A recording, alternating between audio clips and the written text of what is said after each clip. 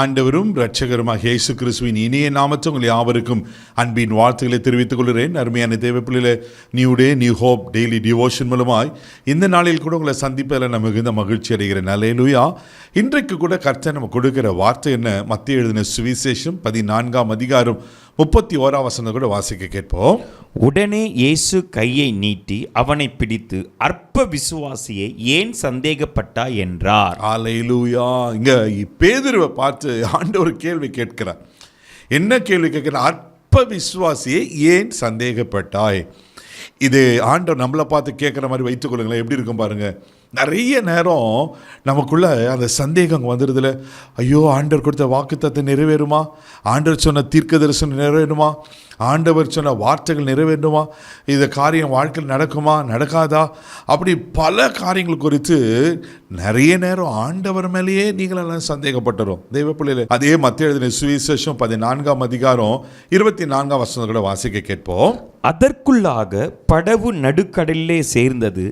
எதிர்காற்று இருந்தபடியால் அலைகளினால் அளவப்பட்டது. இயேசு தனித்து ஜெபம் பண்ணபடி சீஷர்களை துரிதப்படுத்தி அக்கறைக்கு போக சொல்றார். இவங்க படகுல ஏறி போகிற சமயத்தில் 4 ஜாமம் ஆகிவிடுகிறது. அப்போ பாருங்க, நடு ராத்திரி வேளையில் இயேசு இப்போ கடல் மேலே நடந்து வருகிறார். இயேசு கடல் மேலே நடந்து வரதை பார்த்து சீஷர்லாம் பயப்படுறாங்க. நீங்கள் மத்தேயு எழுதின சுவிசேஷம் அதே 14:26ஆம் வசனம் கூட வாசிக்க கேட்போம்.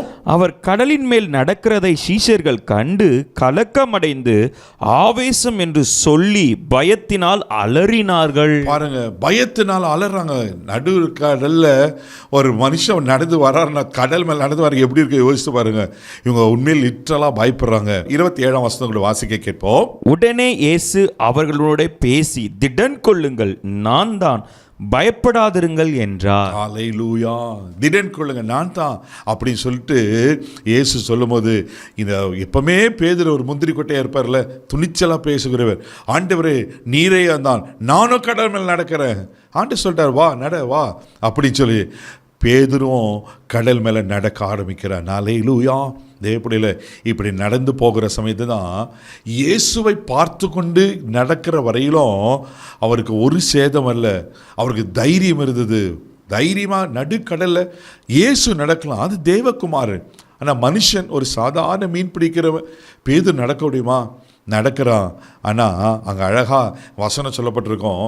அதே மத்தேயு 14:30 கூட நான் வாசிக்க கேட்போம். காற்று பலமாய் இருக்கிறதை கண்டு பயந்து அமிழ்ந்து போகையில், ஆண்டவரே என்னை ரட்சியும் என்று கூப்பிட்டான். பாருங்களேன், காற்று பலமாய் இருக்கிறதை கண்டு.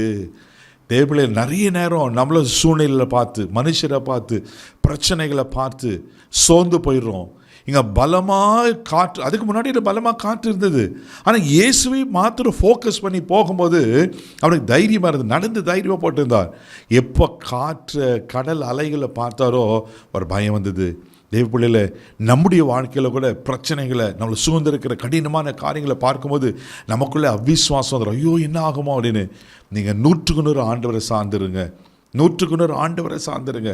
அப்போ தான் ஆண்டவர் கேட்டார், அற்ப விசுவாசி ஏன் சந்தேகப்பட்டாய்? இவ்வளோ தூரம் நடந்து வந்தல, அதுக்கப்புறம் ஏன் நீ சந்தேகப்பட்ட சொல்லி ஆண்டவர் அழகாக அங்கே கரத்தை பிடித்து தூக்கி விடுகிறத நான் பார்க்கிறோம். தேவப்பிள்ளை உங்கள் வாழ்க்கையில் கூட ஆமேன், எந்த விதத்துலையும் சந்தேகப்படாதீங்க, சந்தேகப்படாதீங்க. ஆண்டவரை சார்ந்து கொள்ளுங்க, ஆண்டவர் விசுவாசிங்க. ஒரு பிரச்சனைகள் இருக்க தான் செய்யும், போராட்டம் இருக்க தான் செய்யும். ஐயோ நாளைக்கு இந்த காரியத்தை செய்து முடிக்கணுமே, கஷ்டமான சூழ்நிலை தான். ஆனால் நீங்கள் ஆண்டவரை சார்ந்து இருக்கும்போது அது எப்பேற்பட்ட புயலாக இருந்தாலும், பலத்த காற்றாக இருந்தாலும், கடினமான சூழ்நிலையாலும், பயங்கரமான பிசாசுடைய போராட்டம் இருந்தாலும், தேவப்பிள்ளையில் ஒன்று சொல்கிறேன், உங்களை சேதப்படுத்த மாட்டாது. ஏன்னா உங்களோடு இருக்கிறவர் கர்த்தர் இருக்கிறார், அவருங்களோடு இருக்கிறார். அவர் காற்றையும் கடலை உண்டாக்கினவர் தான். அவர் எழுந்து இறையாதை அமைதலாய் இரு என்று சொன்னால் அமைதலாயிடும். அவரை சார்ந்து கொள்ளுங்க, விசுவாசத்தில் இல்லைங்க. நிச்சயமாக கர்த்தர் ஆசீர்வதித்து பாதுகாக்க உண்மையில் இருக்கிறார். கண்களை மூடி நாம் ஜெபிக்கலாம். அன்பு தகப்பனே, உமக்கு நன்றி சொல்லி துதிக்கிறோம், ஸ்தோத்திரப்பா. ஏன் சந்தேகப்பட்டார்? அன்றைக்கி பேதுரு பார்த்து கேட்டீங்களப்பா. ஆண்டவரே, இன்றைக்கி நாங்களும் பிரச்சனைகளை, சூழ்நிலைகளை, காற்று பலமாக இருக்கிறத பார்க்கும்போது அந்த சோர்ந்து போகிற ஆண்டவரே, சந்தேகப்பட்டுறாப்பா. ஆண்டவரே மக்கு ஸ்தோத்திரம்.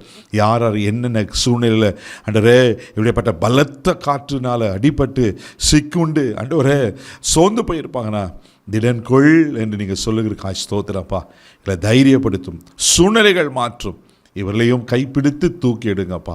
நீங்கள் ஆசீர்வதிக்கும்படி நான் ஜெபிக்கிறேன். இந்த நாள் முழுதும் கரம் பிடித்து நடத்தும் தெய்வீக பாதுகாப்பாக போகிறேன் இயேசுவின் மூலம் ஜெபம் கேளும் பிதாவே, ஆமென். கர்த்தர் உங்களோடு இருக்கிறார். தைரியமாக போங்க. God bless you.